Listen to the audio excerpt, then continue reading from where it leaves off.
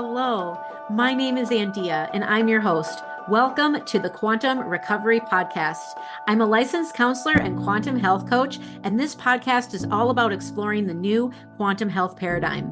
My mission is to simplify the quantum biology practices and principles so you can thrive in your recovery. I'm so happy you're here, and remember, this is for educational purposes only.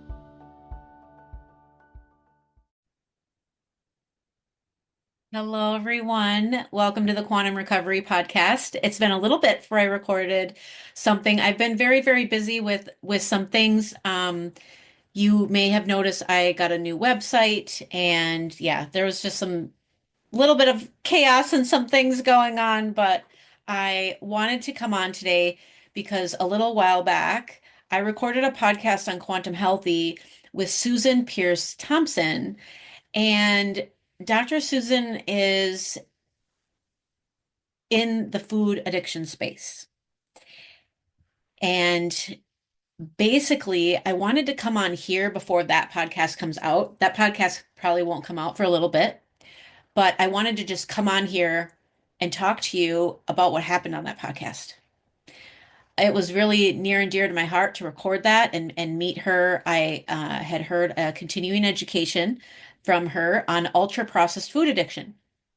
Now, I have been eating very cleanly, getting my food from farmer, blah, blah, blah, blah, blah, doing all the right things. But that does not mean that I'm still subject to the addictive processed food that's out there.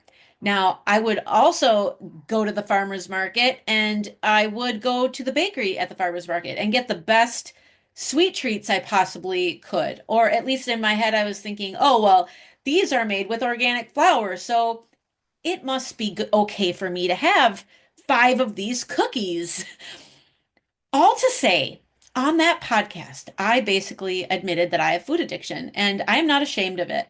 And I want to talk about it because I feel like in the addiction space, many people come into recovery from their substance use and they have food addiction. In fact, you come into recovery leptin resistant and you're craving sugar, which is a sign of leptin resistance. Now, leptin is a very important circadian hormone. I'm not going to go down that tangent today, but just it's the orchestrator of all of the other hormones. It is very important for our circadian rhythm to have our leptin on point because leptin really is one of the master hormones when it comes to energy. It reads the energy in your body and then it spends it. When that's not working, guess what? Energy doesn't get spent and we gain weight, which is something that is also an issue in early recovery is weight gain. Now, I'm also, as you all know, I'm in recovery from bulimia. So my whole entire recovery has been from both not only methamphetamine use, but also bulimia. And I'm sure I'm not the only one who had the great idea to use methamphetamines as a diet pill. Doesn't work. Still, uh, you know, will ruin your life like any other, substance that, we could be using. And it's been this June, it'll be 17 years. Last year was my sweet 16. It'll be 17 years this year that I am in recovery. And that whole 17 years, like I did not feel good. I have been food obsessed. I was very subject to the processed food that's in our environment, just like everybody else. And I am also taking full responsibility that I was making choices that sometimes did not serve me and that I knew was going against my value system. That creates a lot of cognitive dissonance and a lot of suffering for a human. And that was happening for me. And I was not talking about it. I would just, what I was doing to patch it was, oh, I will just now, okay, so I was maybe eating vegan and now I'm gonna eat vegetarian and now I'm gonna be a pescatarian. I'm literally giving you a play-by-play of the things that happened since my recovery. Then from a pescatarian, I be I just kind of didn't really care what I ate, but I would do things like the master cleanse or I would do the blood type diet. I never did do like Jenny Craig Weight Watchers, like those bigger ones, because they cost money and I wasn't about to spend money. The only money I would spend is like on a book to read for the diet that I was going to eat. That was going to be like the way that I should eat and like the cure-all and would allow me to lose the weight that I would never freaking lose. Well, that's because I was leptin resistant for a very, very long time. And I just want to come on here to say, like, when I met Susan on that podcast, I had read Dr. Lustig's book, Metabolical, and that's all about processed food. I've also read the Processed People. And both of those books really opened my eyes to addictive substances. The food will never have the process by which it was made on the side of the label. We would love it too, because the process by which our food goes through this is what makes it addictive to us. They are engineering the food so we are more addictive to us. Now you can imagine for those of us who are, you know, coming into recovery from actual substance use disorder and then we just trade, there's that thing called cross addiction and we just trade it for something else. And many of us go, we go into our early recovery, we're leptin resistant, so we're craving the sugar, so we're literally set up to be addicted to food. And I really do not think that it is addressed in the addiction space appropriately. The one thing unique about food addiction is it is what we call it is substance and physical. It is also behavioral. And when we have an addiction like that, it's going to be really, really hard. We're really going to need structure around it. At least I'm saying that it's hard because I'm going through it right now. I am addressing my food addiction using what is called bright line eating. And bright line eating is a way of eating that and treating food addiction that Susan Pierce Thompson created. And I gotta tell you, it is freaking brilliant. And it is set me freaking free. And I want as many people to know about it as possible. I am not affiliated with Brightline Eating. I am just sharing my experience today. I it is just it is just amazing. Like the obsession is gone because I have structure around what I'm eating. So what is Brightline Eating? The basic of it is no flour, no sugar, eat 3 meals a day, and um, weigh your food. And the weighing of the food, don't think restrictive, because I'm telling you, this is not restrictive. I've actually been eating the best I've ate in my entire life.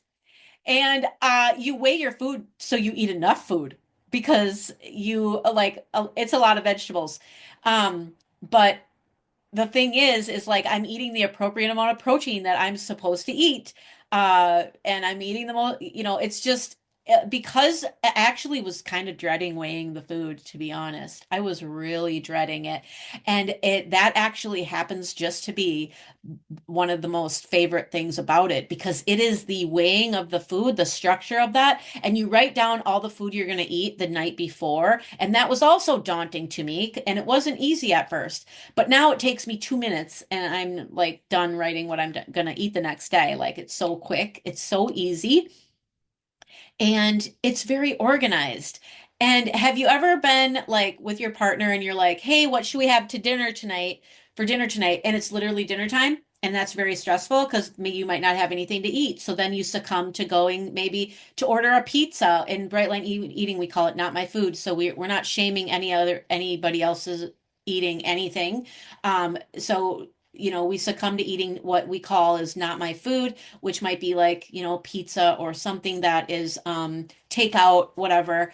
And the thing is that part of it, the weighing of the food has really set me free. I have no longer an obsession, and I am very early in this thing. Also, you guys, it's only been, I think today's day 54. I only know that because I write down in the journal and the journal keeps track for me how many days it's been. But otherwise, like, I'm not counting the days. This is the way I eat now. This is what I do.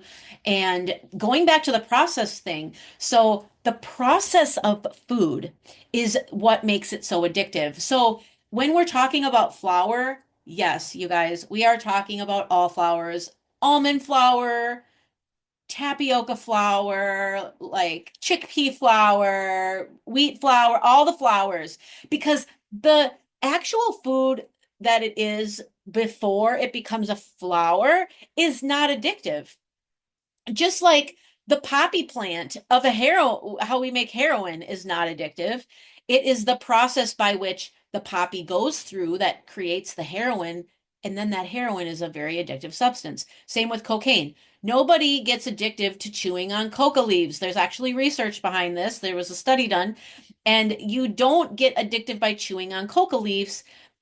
They'll make your inside of your mouth a little bit numb, and it might give you like maybe a little boost of energy, no more than like a cup of green tea would. But they're not addictive. Nobody is, selling their life away to go get coca leaves. It is the process by which the coca leaf is turned into cocaine and then the cocaine is addictive. So when we have the wheat plant or whatever plant it is, and then it goes through a process to make flour, the flour is now an addictive substance. That is the bottom line. Same with the sugar. So, and yes, I'm also talking about all sweeteners. So that means stevia too. Stevia is a leaf, and the leaf itself, the plant is not addictive, but when you break that leaf down and you make it into a sweet powdery substance, it is it is still addictive. And not to mention artificial sweeteners, including natural sweeteners that are no calorie, like stevia. It messes with your pancreas because your tongue eats this sweet thing, and then your pancreas is already like, okay, the sugar's coming. She just ate a bunch of sweet stuff. She just ate a bunch of keto treats sweetened with stevia, which is totally something I used to do. And my pancreas would be waiting, and then the process would never happen. There's always going to be a downstream effect when we try to mess with nature. And I tell you, bright line eating is like a very quantum way of eating. And it is something that also naturally a byproduct of eating bright line eating is it will start to reset your leptin. Now, bright line eating is not a leptin reset by any means, but it does do that because of some of the rule, because of the bright lines. So like with the leptin reset, you are going to do some you're going to eat a certain way, like you're not going to eat, after dark, you're not going to snack, which is another rule of bright line eating. So there's certain protocol that's really overlapping with leptin reset and bright line eating that I just love. And I have been incorporating both of these things. So it's bright line eating, and the leptin reset. Like for instance, I don't eat my grain in the morning when it says I actually, because I want to do um we know that eating a grain in the morning for breakfast isn't really leptin friendly, so I choose to eat that my the grain that I get at lunch. So that's a super easy adjustment that I've done, and I eat a protein and fat in the morning for my breakfast. And I'm telling you, like, I am making it to lunch. I used to eat breakfast and not make it to lunch. I was for sure snacking, and we are just not meant to be grazers. In order for your leptin to reset and in order for you to lose weight naturally, you do need a 5 hour window between meals. And you most certainly need a 5 to 6 hour meal before you go to bed. Your fasting window should be at the end of the day, circadian wise, not at the beginning. And I totally used to do intermittent fasting and all that stuff. And now I can like see clearly. So I don't even know what way I eat per se. Like I definitely do seasonal and local food, but the way that I eat is the bright line way. And that's because it has allowed me freedom from my food addiction. I mean, absolutely amazing. Like I cannot even believe how much this worked. And she's got so much science backing all of the like little tips and tricks she gives, like the habits and all the things. It's just such a beautifully done program, and it really does address food addiction. And I think that more people are have food addiction problems than who would like to admit it.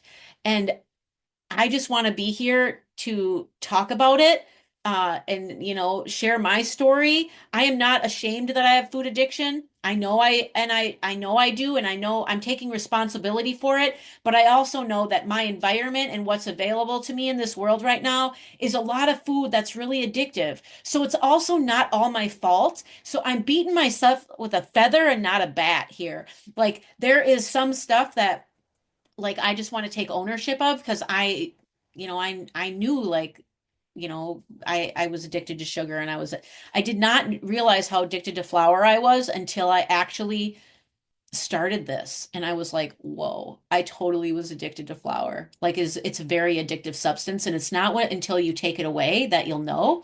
And I am sharing this today. Also, I'm not telling anybody what to do.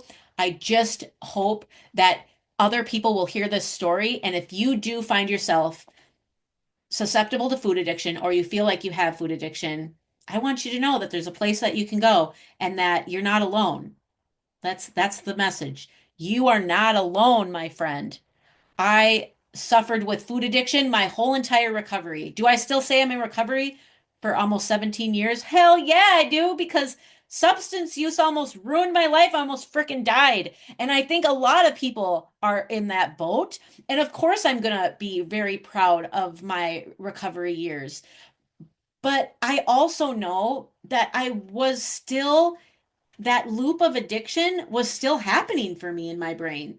It was just focused on, well, at first it was shopping, and then it was, and sugar. I was very addicted to sugar.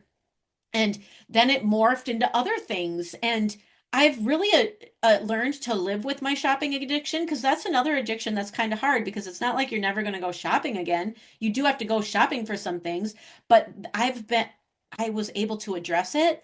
And I just can't even believe, like, I'm in shock, you guys. I'm just in shock that that I have conquered my food addiction. I really truly feel like, and it's going to be a long journey. I'm not saying like, oh, I'm 54 days in and I did it. Now I'm done. No, I'm going to be doing this for life. This is uh something that I'm going to incorporate into my lifestyle because it's freeing me. It's freeing me from the and the bondage of addiction and what that was doing to me. Like, it's so hard for me to put it into words. I hope you are understanding what I'm saying, and I'm just want to shed some hope and some light around the fact that there is freedom uh, waiting for you in all sorts of ways And I'm going to be sharing more and more about other things that have evolved just in the,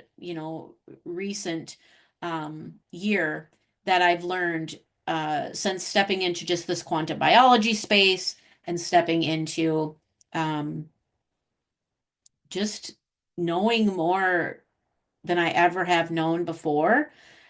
And I don't know why I was so blind to some of the information before, because some of the stuff that I knew, but honestly, I didn't want to admit it because I wanted to keep eating my sweet treats. I still wanted to eat my keto treats and all of my other things that I wanted to eat.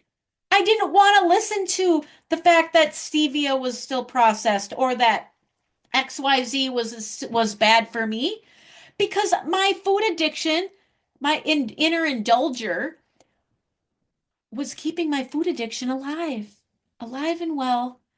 And yeah, I know people will relate to this. And I just wanted to share with you all before that podcast comes out.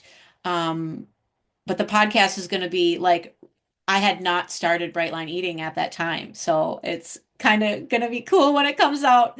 Um, but it'll probably, I don't even know what date it's going to come out, but do keep an eye out for it. But I just wanted to give a shout out to Susan Pierce Thompson. Man, oh, I'm just so grateful for your program and for your brilliance and of figuring out you cracked the code.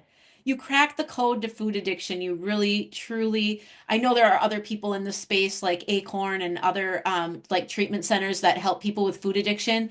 And they're also pioneers in this food addiction space because I really don't think it's being talked about enough. And I really do feel like a lot of people who are in recovery have food addiction that goes unaddressed. And it goes unaddressed because of maybe like just the spiritual path you're on or your, people's readiness to change, right? And it's the stages of change. I did an episode on that. You can go back and listen to Stages of Change. Uh, but yeah, there's just it's just so freeing that I had to share this with you all. So I'm going to leave you with that. And yeah, drink water. I'll see you next time. Thank you so much for listening. I hope you found value in this information. And if you did, please share it. Another way to support the podcast is to leave a 5-star review. If you want to connect, you can message me on Instagram or email me at ANDEEARAE@outlook.com. And remember, drink water.